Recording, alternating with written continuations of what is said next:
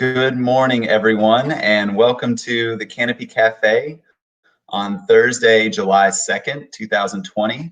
I hope everybody's getting ready for a fun, safe holiday weekend. My name is Ben Smock. I'm the Director of Development with Canopy.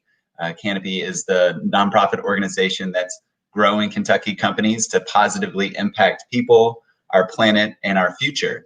And we have started these cafes to continue conversations in good business with business leaders, nonprofit executives, individuals that are motivated by businesses doing good and really augmenting their social and environmental impact.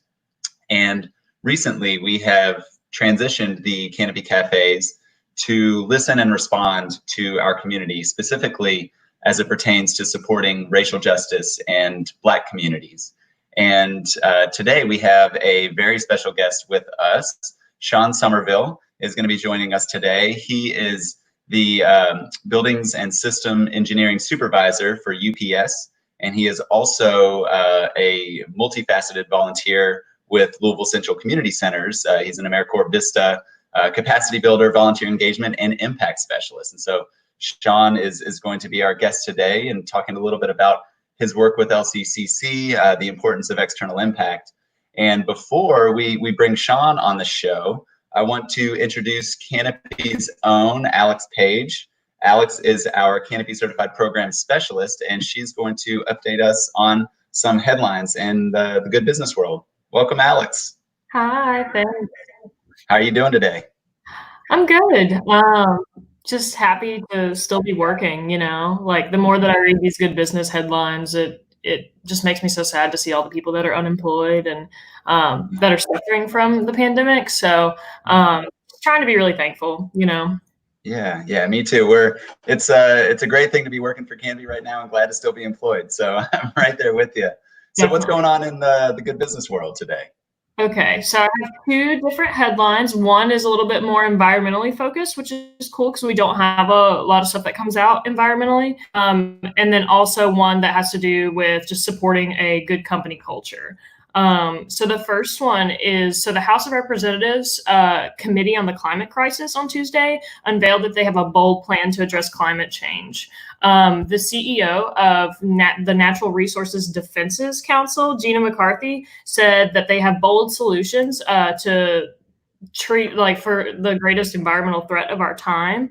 And hopefully this will speed us away from fossil fuels, help us invest in a better future, and one that will put more people to work in clean energy, as well as reduce pollution in communities where it is the highest. So the House has an opportunity to put down, she calls a down payment on those pledges this week, as it considers an ambitious infrastructure bill, which includes important investments in clean transportation and water, as well as support for renewable energy.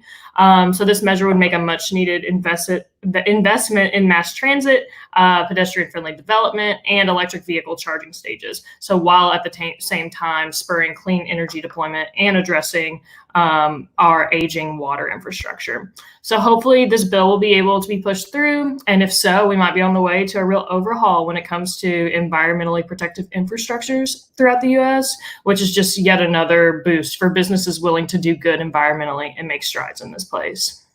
Very good to hear that. It's such a need, environmentally friendly focus from the business sector and also job creation. So that's great to hear. Yes, exactly. Yeah. So the other headline that I have is that there are lots of companies that are actually pledging to not lay off their workers amid the coronavirus, which is really great news, considering that back whenever this all started, a record of 6.6 million Americans that applied for unemployment benefits.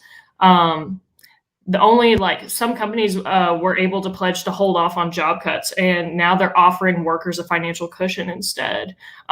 So as the statewide stay-at-home orders were just beginning, reports of job layoffs were surging, and the number of U.S. coronavirus cases topped more than 14,000 in the United States initially. A company called Marsh & McLennan, the chief executive, Dan Glasser, actually sent a video out to his employees saying that exactly what he said was, I want to say to all of you that we are in the thick of a global pandemic and your job is going to be secure. So it's really awesome that he put together a $5 million fund that is going to offer grants to employees facing financial hardship. And he just reminded people of like the formidable resources and financial strength of the company. So he just really wanted to instill this faith in his employees that they're going to be okay. Luckily, he had the resources to do that for them. And also there are a lot of other financial institutions that are doing this as well. Like Morgan Stanley and Bank of America said that last week they're going to as of last week, they suspended layoffs until the end of the year. Because they just really don't want to see their teammates worry about their jobs during a time like this. So this is awesome news that businesses are doing this, and I hope it sets an example for just all types of businesses across the U.S. and across the globe.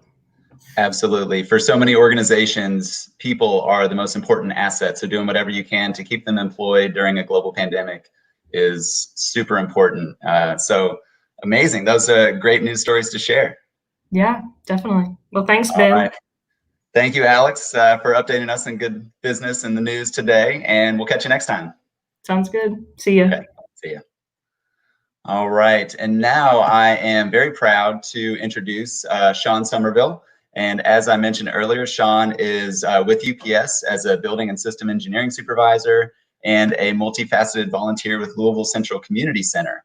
And Louisville Central Community Center is a nonprofit based in Louisville that offers a variety of programs in support of children and families, childhood education, youth development, arts education, many other things. So you can imagine Shawn stays very busy in his volunteer role there. So let's welcome Shawn to the show. Hey, all right. Good morning. Thank you, Ben. How are you today? I'm doing well, Shawn. I'm doing well. It's great to see you. Great. I appreciate you having me. Did I lock up there? I appreciate you having me, and I'm excited to participate in the Canopy and the Canopy Cafe. So thank you.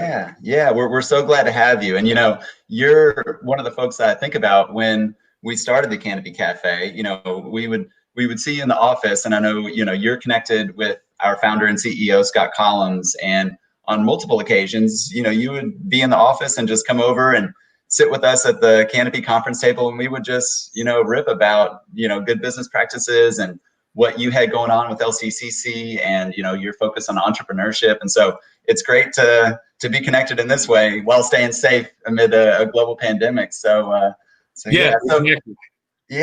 So Shawn, I didn't do you justice in the introduction. So please tell our viewers who you are, a little bit about yourself, your work at UPS and LCCC. Well, absolutely. So I am been with UPS for 31 years, actually. So yeah, I'm a little older than I may look sometimes to certain people. I've been in what's called building systems engineering for 24 of those years, and as time has progressed throughout that career, I said, man, I want to do something different. I want to offer, be able to help and share some of the talents that I've learned from UPS.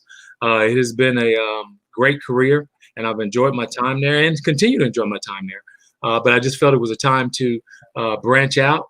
Went to University of Illinois, got a bachelor's in urban planning, and I thought between urban planning and what I've learned through UPS and the building and system engineering group, that I should be able to offer some of my skill sets to the community. So I ended up getting connected with Louisville Central Community Centers through a charrette that they had for the West of 9th, that was a program several years ago, sponsored by Sam Watkins, not the current CEO, but previous CEO. And they were just talking about how there was an imaginary line between 9th Street and people weren't crossing 9th Street. And there was a lot of things happening on the west of 9th Street that the community would be interested in, should be interested in, and should be connected in, that the west part of Louisville was a potential for growth, development, and to be a positive asset for the city of Louisville. So, of course, that resonated with me. I said, oh, man, how can I help? I jumped in, submitted my request to volunteer, and fast forward, here I am. I've been around them and volunteering and supporting them for 2 years now, maybe going on 3 actually. And I've been in different capacities, as you have mentioned, currently operating under the capacity of a Vista to help them to stabilize the university, which is on 9th and Jefferson, which is a child development center, because it's right in the heart of the Beecher Terrace redevelopment, and it's part of the Choice Neighborhood Initiative. And we want that facility to be a premier desired location for parents and families to bring their children to for child development and daycare.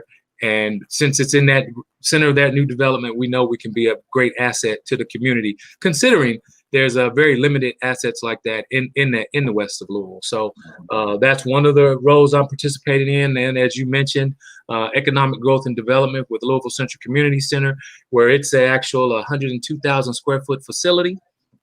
And your fans might be interested, or they may not have heard about it, but on 13th and Ali, there's 15,000 square feet of incubator space where we have suites available that range from 600 square feet to 1,300 square feet, where they could lease them. It's a business incubator. We're possibly shared space. We're looking for creative opportunities. We work with William Starks Realty. If anyone has any interest in that, and they can reach out to William Starks, or they can reach out to me personally. We can give them a tour and show them what the possibilities are. Additionally, we have 32,000 square feet. It's a 4-story complex that actually has it has not been developed yet. So it's an open canvas. So people can come in there with their great ideas and come up with some creative opportunities for this anchored institution to actually catapult economic development along the West End, partnered with what's happening with Molo, what's happening with One West. It could really be a hub for some great developments along the Ali Boulevard. Then we have the 20,000 square foot conference center space, which somewhat tricky now because we're in this pandemic and coming out of this pandemic and social distancing. So we're a little challenged with that, as most people are, for event space, event rentals, group congregations. But when this opens up again, and as we begin to open up, there's opportunity for conferences and different things, and maybe even live social distancing group conferences or settings like this, where we can have a larger group, but maybe not as large as we typically do, and do some virtual conversations as well. So that's that opportunity. And then, of course, the premium on that building would be the theater that we're looking to complete in construction. We've currently have the shell built, and there's opportunity for us to complete the inside of it. So there's opportunity for your fans to come down and visit and see what we have to offer, what it will be as we get it completed. Of course, there's a campaign raised relative to that, but there's opportunity to see how that facility can showcase the tremendous talents we have with the students that we do on our youth performing group, and have them participate in that and actually operate out of that particular site. So we're excited about all the things that's going on, what is to come, what we have done. Oh, and don't let me forget, for those that are in the area and out of the area, our Dasha Barber, our Southern Bistro, it's on site. They haven't reopened yet, but the plan is to get them back open. They have 2 locations, one off Heights Lane, and then the other with us at 1300 West Muhammad Ali. And they have some tremendous food. They are a premier caterer on site, preferred caterer on site. So when events open back up as well, there's an option for folks as well to participate in that and utilize and help a small business and a Black-owned business grow and scale. So a lot of things happening, a lot of things coming. And I can share more as we go further on too. So yeah. I'll stop there. Thank you, Shawn. Thank you. There's it's amazing. There's only one of you with all the work that you're that you currently have on your plate. That's amazing. You know, and one thing that stands out to me about UPSers is the longevity with which they're employed there. So you said 31 years, correct? That is correct. 31. Actually, I hit 31 this May. All right. Well, congratulations. That's 30 is a big milestone there, I know. And, you know, before I was with Canopy, I was working at Metro United Way. And UPS is a major partner of United Way's globally, and especially here in Louisville, Kentucky. And I was there for the campaign when the total UPS giving since its inception surpassed $1 billion. And so, when we talk about external impact, when we talk about companies that are committing to doing good and what it means in terms of keeping good people around, and staying employed for 31 years, UPS is a great example of that. So, the educational content that Canopy is pushing out this week is focused on external impact and how companies can really be supportive employers as it pertains to, corporate social responsibility, creating incentives to volunteer, donating to nonprofit organizations. So how important has UPS's support been to you as a volunteer and as a donor and community advocate? Wow. So simply, I'd say tremendously. I really think, number one, I have an amazing management team that supports what I do. And they go out of their way to help me facilitate from the small department volunteer support, as well as some of the bigger agenda items that we work towards. We actually just, one of our district manager, he just actually was inducted onto the board. So he's a board member now at the LCCC. My department, which is building and systems engineering, my division manager, he supports it 100%. He's been on site during, actually both of them, we have two of them, but they've been on site to help participate in actual hands-on volunteer work. Additionally, as you said, from the $1 billion, they encourage more support and more participation. Actually, I was nominated for what's called a Jim Casey Volunteer Community Service Award. So that was actually, that nomination came from my division manager. He put me up for that, which I appreciate him for that. And I actually made it to the semifinals. We haven't yet to hear the finals. But with that, that actually came, making it to that stage actually came a $5,000 grant for the center. So we were able to capture a $5,000 grant just from that. So not only is the financial support there, but the spirit support there. They actually encourage me to do what I'm doing. Now, of course, I can't take away from the job. That's right. But they do understand what I'm doing, where I'm going, why I'm doing it. And it's been tremendous support all the way around. Yeah. I think that's encouraging to hear. And, from my experience in working directly with UPS, at United Way, and it was so clear that, there's such strong support from management for all this. And at the end of the day, job has to get done. But when you just have this overwhelming incentives and support to go out and to commit to volunteerism and to donations and just being a part of the community, that's what I look for in an employer, and I imagine others do too. And as one of the most major employers in Louisville and Kentucky, UPS is doing something right, and I think a lot of it is attributed to values alignment. As we think about these for-profit, nonprofit partnerships, I remember the UPS campaign kicking off with dozens of UPS employers that were champions in their respective departments, their respective regions. And it was, it required several staff members to really work with the team to make sure that all the goals were identified and met.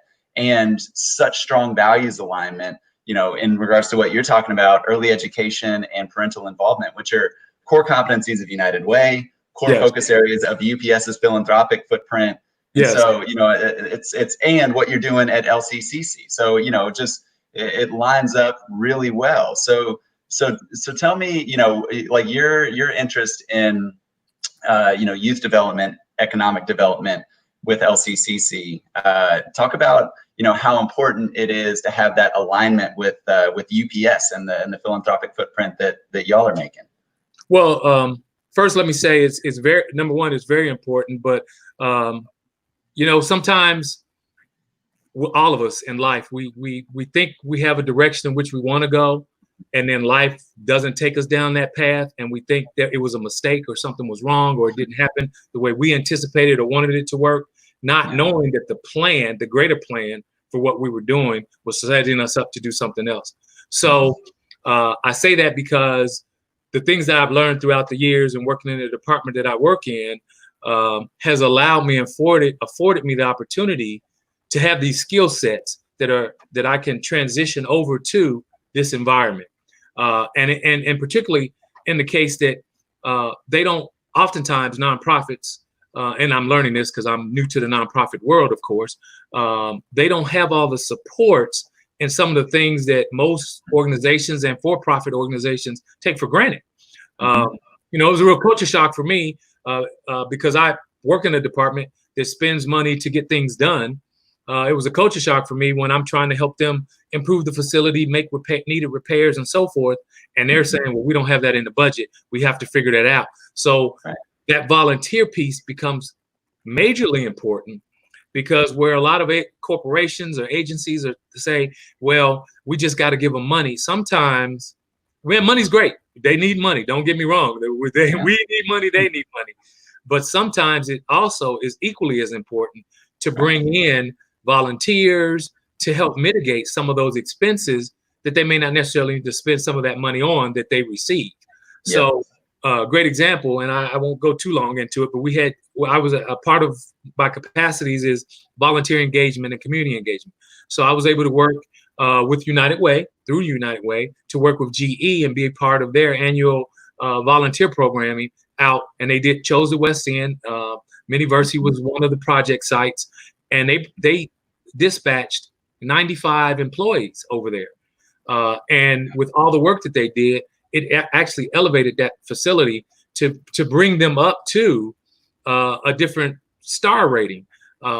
Additionally, if you were to equate that or translate that into dollars, that was several thousands of dollars that were input into that project. But it wasn't financial so much. It was more man hours, labor hours, people hours, equipment, and so forth. So while agents, companies say we don't have the money or we can't do it because our profit line margins aren't saying that we can do it, or our budgets say we can't do it, there's another impactful way to do it. So to the point you're making, UPS does that. We additionally do the same thing. We have a volunteer month, and we deploy our people out to go aid and assist nonprofits and agencies of our employees' desires. You just have to communicate the information and get them on the list, and it can happen. So, you know, when you're talking 12,000, 13,000 people at one facility, and that's just the WorldPort facility on 65, you can deploy and get a lot done if you can bring all those people together in unison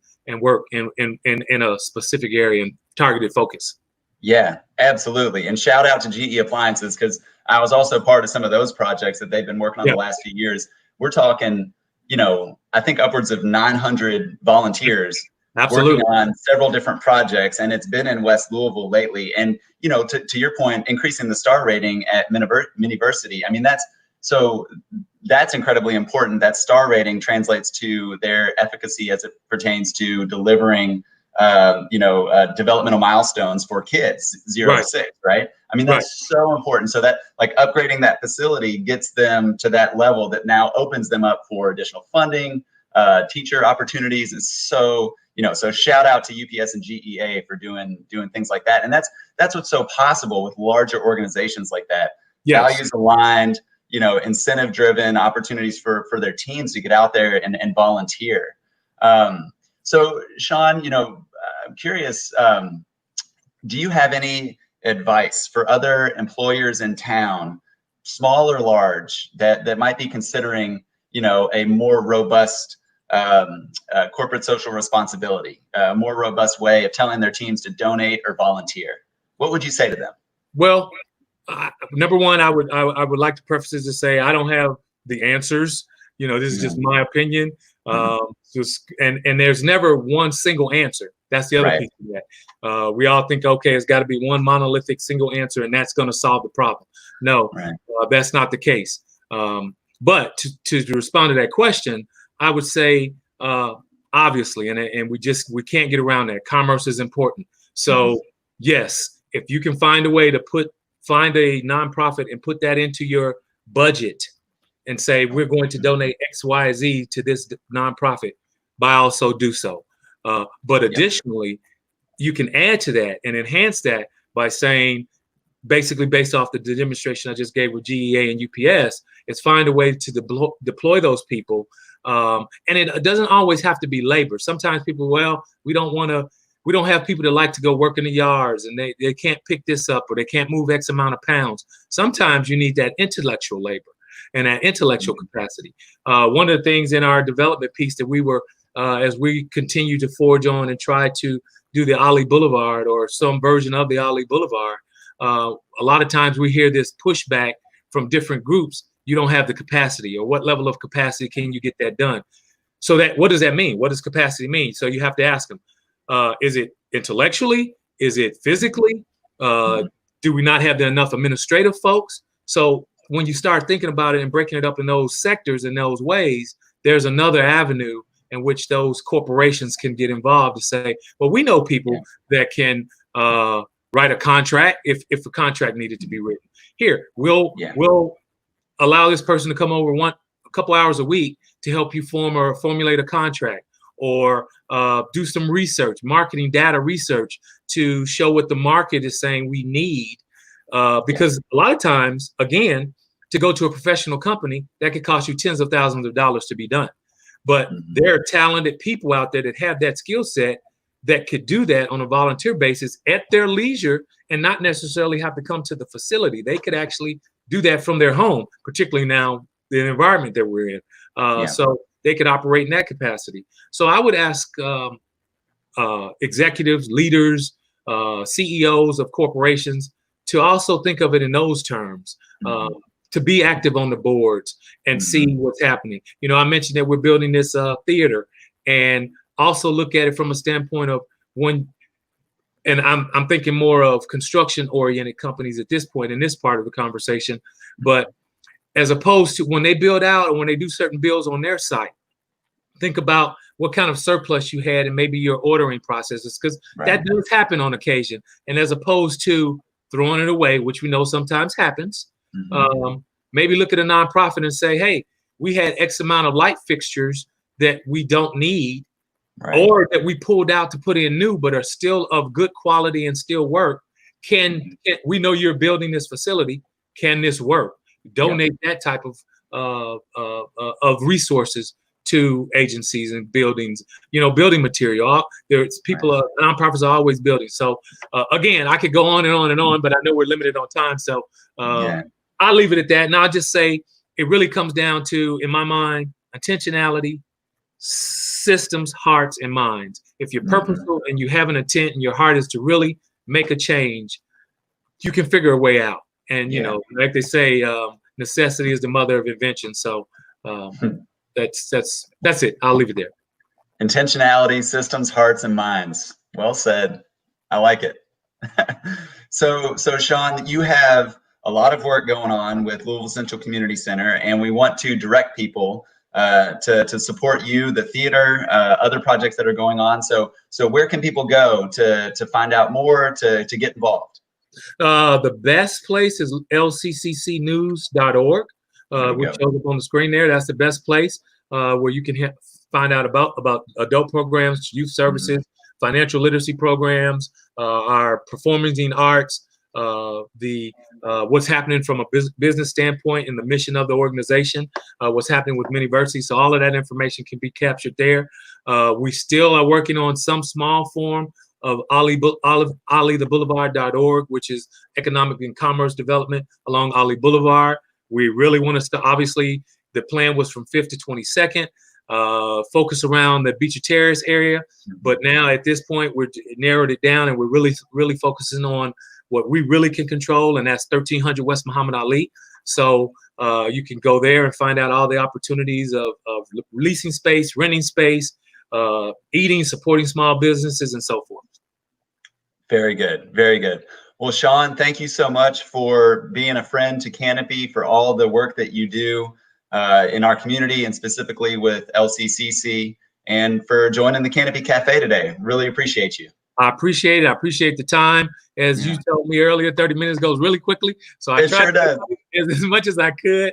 But I appreciate it. I value what Canopy is doing, and I want to maintain the relationship and grow it even further. Consider it done. Well, Shawn, we'll talk to you soon. Take care. All right. Thanks a lot. You all have a good day. You too.